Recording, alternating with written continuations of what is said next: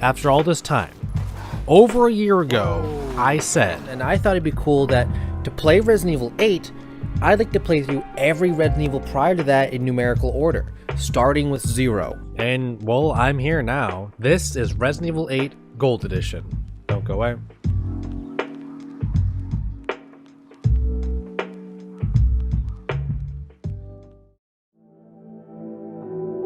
This is crazy to me that I talked about, completing all Resident Evils en road to RE8. RE8 is here in my hands now, and I'm talking about the completed, I beat the game. It's crazy. So let's get into it. And straight up, my very first takeaway, my very first thought about this game, this is Resident Evil 4 Remake tech demo. Now, I really could go into a whole, parallels between this and Resident Evil 4. There's a huge amount. I mean, you start in the village goes crazy, then you survive, and then you go to the castle.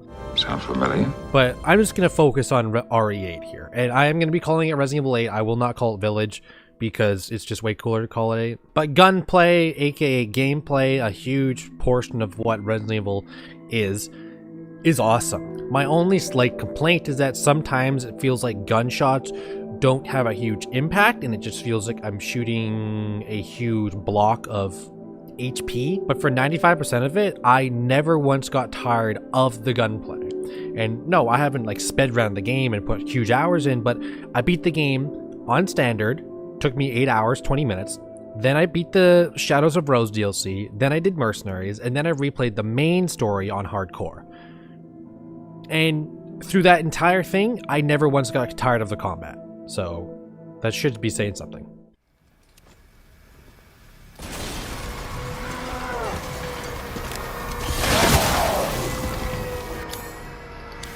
Dude, what is your Enemy variety was a huge complaint about the prequel to this game, Resident Evil 7. It was my biggest complaint. It was everybody's biggest complaint. That game had the molded, and the molded, in the molded, in the molded, in the molded. Safe to say, they really buffed it and put it up a notch here in Resident Evil 8. Most notably, you will all notice, pretty much on the cover actually, half Chris, half a Lycan, aka a werewolf. So Lycans are a huge part of this game, including armored Lycans. You also have the ginormous, werewolf looking dudes. You have the wolf looking werewolves. You have not just Lycans, you have the female slaves of the castle that can only be found in the castle. You have the flying versions of those, which literally were either that or the wolf versions of the werewolf were my favorite, mostly because they reminded me of the King Kong vampire bats.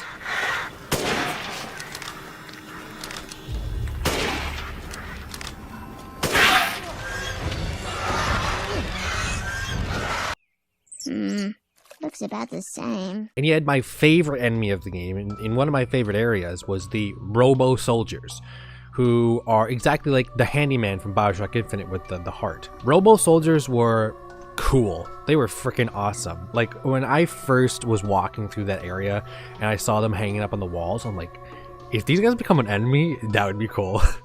Now, all these enemies are being killed by Ethan, who's being controlled by the player, obviously. So what are you killing them with? Well, it's sort of 50-50. You have the beginning pistol, which is cool. It's all right. You have the beginning shotgun, right? You do unlock 2 more pistols along the way, but one of them is quite literally near the final 15-20% of the game. You unlock 2 shotguns more. One of them is right at the end of the game, so it doesn't really matter. You have 1 sniper rifle. There is no second sniper rifle. 1 magnum, which is, you could miss, by the way, which I'm fine with. That's with every Resident Evil game almost, which I actually prefer. You have the grenade launcher, which has only explosive and flash rounds, and flash rounds are kind of useless because you have no melee attack. But there's no real, TMP machine gun type thing. There's no secondary sniper. And I just can't help but feeling that if I am comparing this to RE4, RE4 had better weapon selection and more unique and iconic weapons, to be honest, because a lot of it's samey here. Now, to segue from weapon dealing and all that into one of the best parts of this game is the Duke, aka the Merchant from basically RE4 they brought back. Yes, another Resident Evil 4 reference here. A merchant is back. It is not the blue flamed well-loved by community dude that we all know about. It is instead the Duke, who is on the verge of my 800-pound life, and he is one of the best parts of the game, and it's not even close. I'll take that. So you Infinite noticed money. Oh my god, it's a fucking machine gun. Oh my god! Semi-auto shotty with... Wait. Focused shots make it powerful than civilians? How does it have that much power? Having the Duke back puts like a whole new separate side goal on the game, because yeah, you're completing through the game, you're doing the story, but you're also collecting a lot of stuff so you can upgrade things, you can buy things, and there is a good amount to upgrade here. In fact, almost too much. Not specifically too much, but not a great enough reward. Like, I really love that you can upgrade stuff, but some of them are just absurdly expensive for such a weak reward. Like, there was legit some items out there to upgrade, and you can have a faster reload speed on like a sniper, and it's faster by 0.1 seconds, and it's like 30 grand. It's like, that doesn't really seem that great. But very, very small stuff aside, having the merchant should be in every single Resident Evil. I will never forgive Resident Evil 5 for cutting the merchant, but you can do a lot with the Duke. Buy, tune up, and sell. Yes, there's a sell. And this is going to segue me into my favorite two things of this entire game. The pacing, which may not seem like it's tied to the Duke, but it pretty much is, which is the other half of this. Treasures. Bar none, my favorite part of the game are the treasures and the pacing. Now, honestly, this is where it one-ups Resident Evil 4. Resident Evil 4's treasures was awesome. It gave you an incentive to look around, take your time, find some stuff, maybe even hold on to some stuff. Maybe some of it's combinable. I don't know. But in Resident Evil 8, it's more rewarding for players like myself who really do take their time, even though I beat it in 8 hours. Because the amount of times where I thought to myself, I wonder if, and it went off to, is there treasure over there? Does this corner have something? Does that, something behind the painting? And most of the time, as usual, it's a no. But those times where you're like, you do hit the jackpot, it's huge.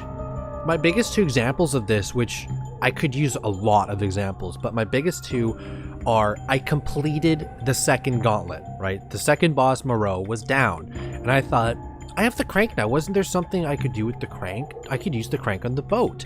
And I was able to take the boat to this one spot, and I was like, that's it? And I'm like, well, on the map, I wonder if I could use the boat to get down this stream. And I did, and I found a very rare fish and a bunch of other treasures. And my prime example of going back to stuff is, after you are done with Louisa's house, you can go back to there and there's like treasures and like her necklace, right? That's cool. I didn't even know this. I went back to the village and all this. Later on, I was like, I wonder if I went back there again.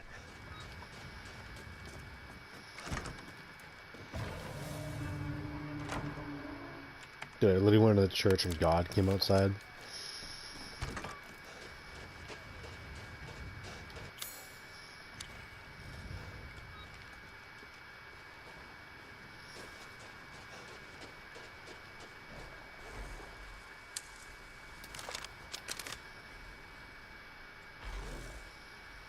It's got a spear through it.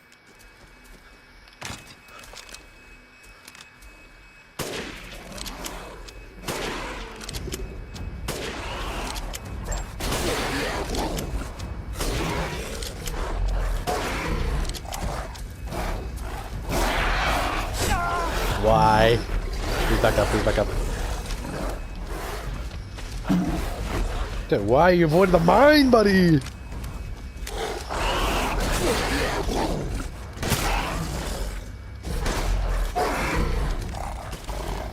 Pipe? More pipe? Nothing but pipe? Ball down? Did I really die to that guy? Okay, hold up. I think I got a little bit of juice left here.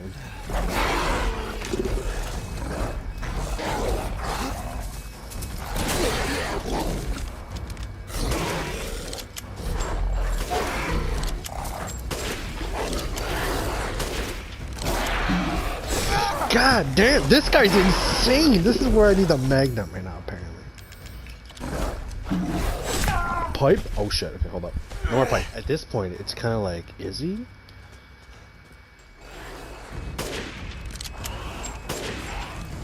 Another bit.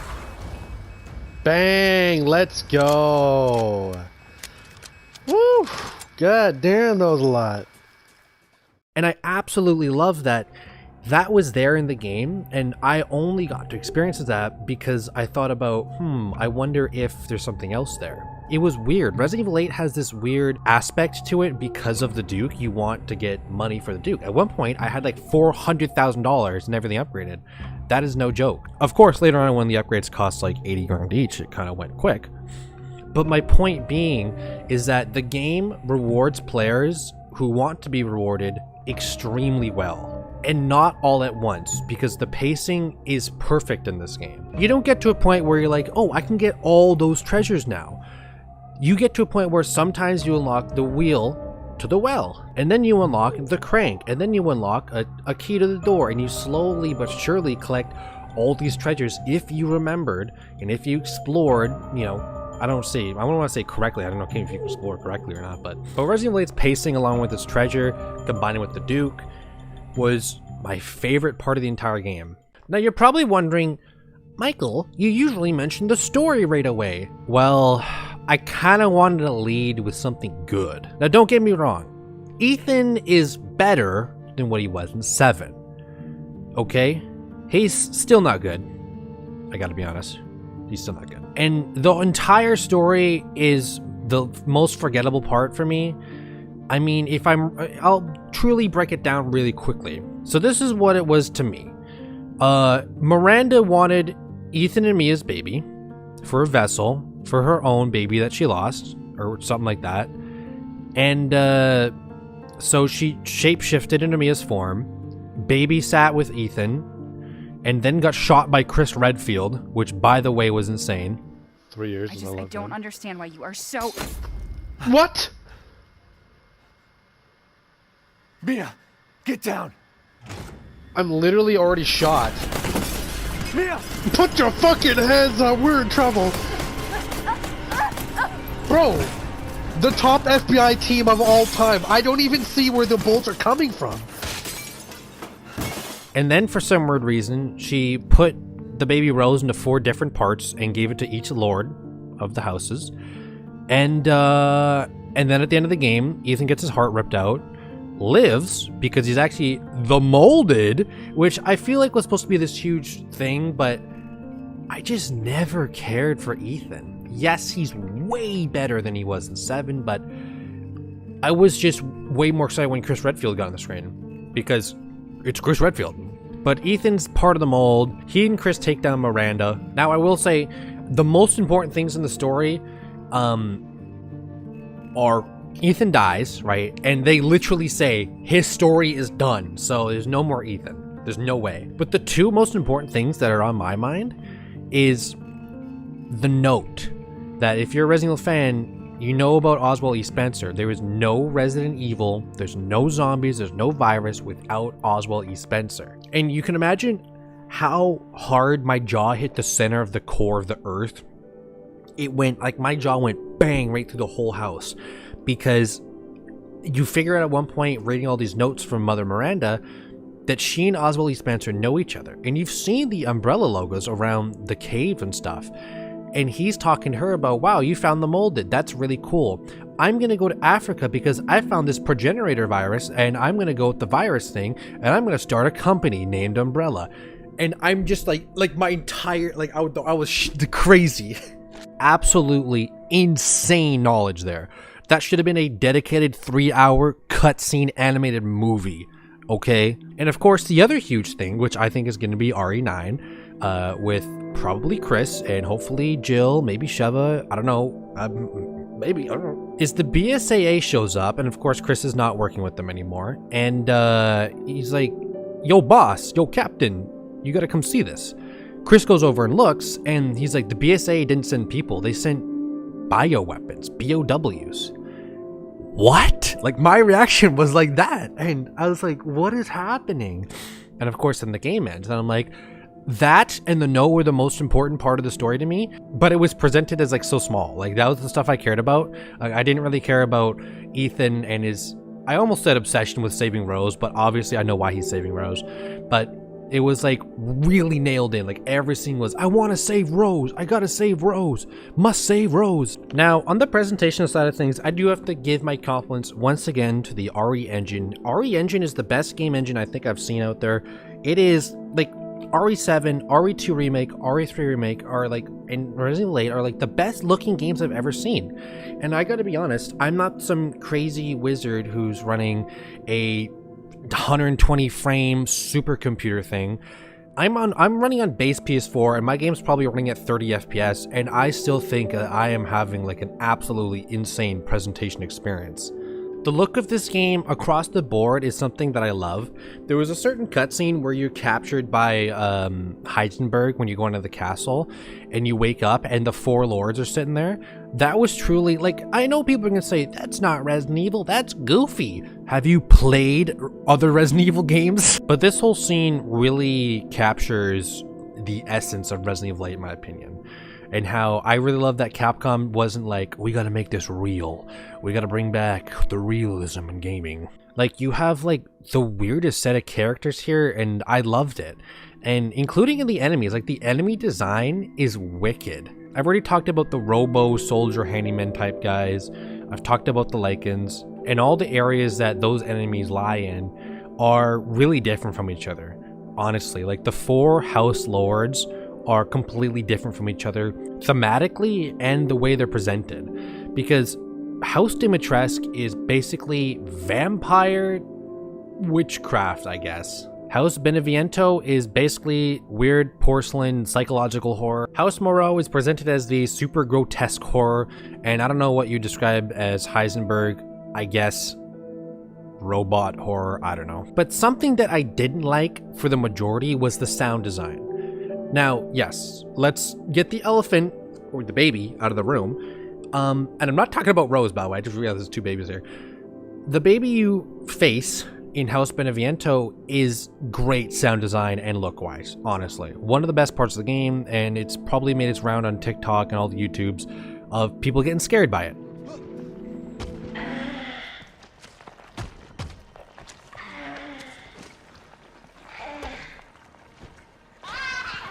Run for your life.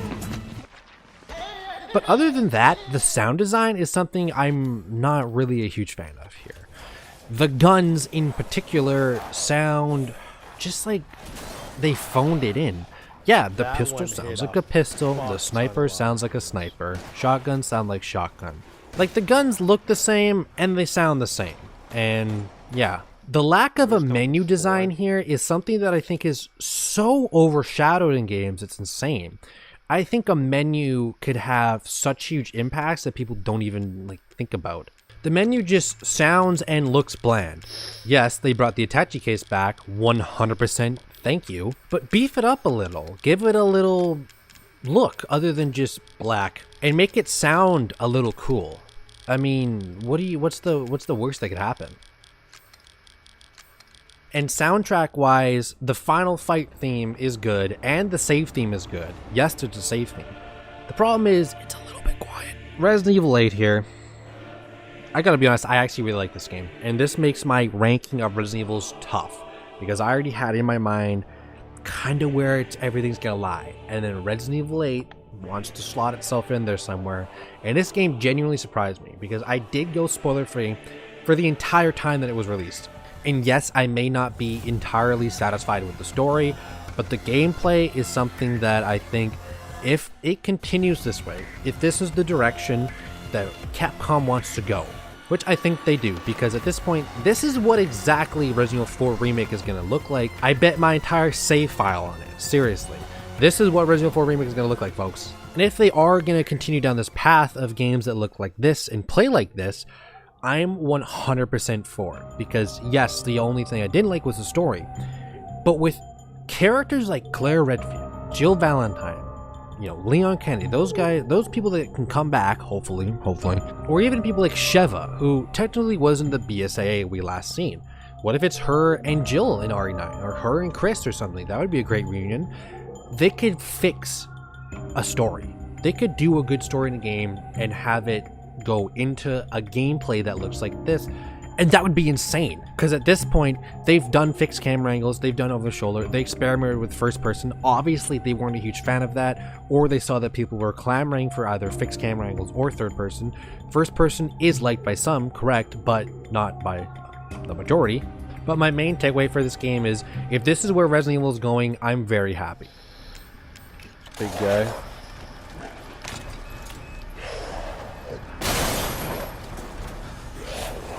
Just gonna keep leaving him presents. Yeah! Let's go mine strat! Now, seeing as this is the gold edition that I'm specifically talking about, I will talk about the DLC, which I very rarely never do, because I don't really play that many DLCs unless it's a game I truly enjoy. But this is the gold edition, so let's talk about it. It's ass. I don't like the RE8 Shadows of Rose DLC, and I won't talk about it too much because I'm not going to demerit the game for this because it's the DLC. I didn't like the story. The story was ass. It was basically Mother Miranda was somehow, I think, still alive or something. You're playing in a memory. This was bad, which is weird considering the fact that everything I've seen online has said that it's been good. So I don't know where I went wrong, but I just did not like the DLC. Plus, I gotta be honest, you couldn't block anymore somehow, and they made Rose, who you play with as like a 16-year-old, I believe, way slower than Ethan was in the main story, and the last boss fight was shit. So I didn't like a single thing in this entire DLC. Actually, I take that back.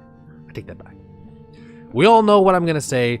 The mannequin part in the DLC was absolute primo. That was awesome.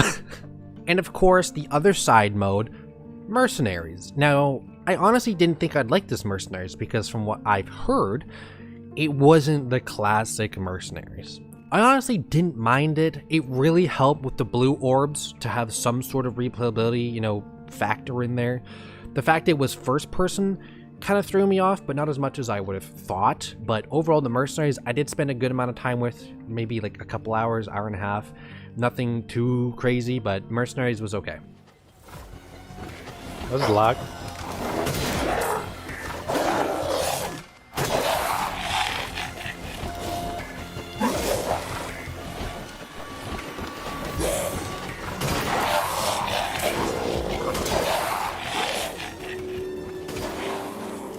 But Resident Evil 8, I love. This game is basically a gauntlet of bosses, 4 of them to be exact, and the village is the hub world.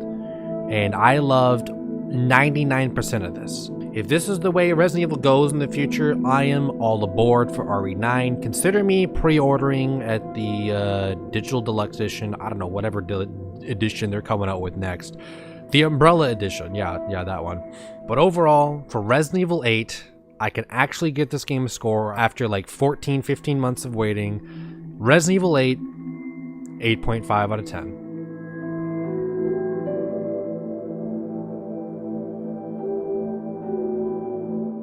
So that's it. Resident Evil as a whole is done. I probably won't pick another Resident Evil game up for at least 4 or 5 years.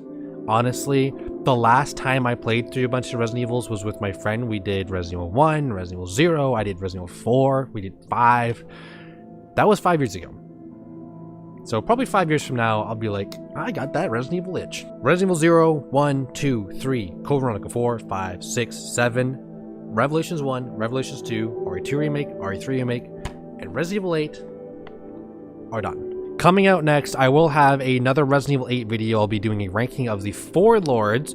Should be interesting. Then I got, most likely, all Resident Evils ranked. That is a video that I am extremely hyped for, and I'm probably going to do some other Resident Evil rank thing, and probably a couple more in the future because I could do a lot of content with the Resident Evil franchise. That's honestly just such a strong franchise for every game through. But for now, that is Resident Evil 8. Chris and his Fox Squad are moving on, hopefully to something interesting. But for now, I'm your host, Cyberplanet Entertainment, and I'm just Review. Peace out. Come on, look at me. Not like this. don't believe it. No, we're going back in. This can't be.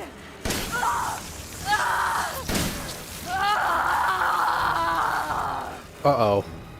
Uh-oh. Okay.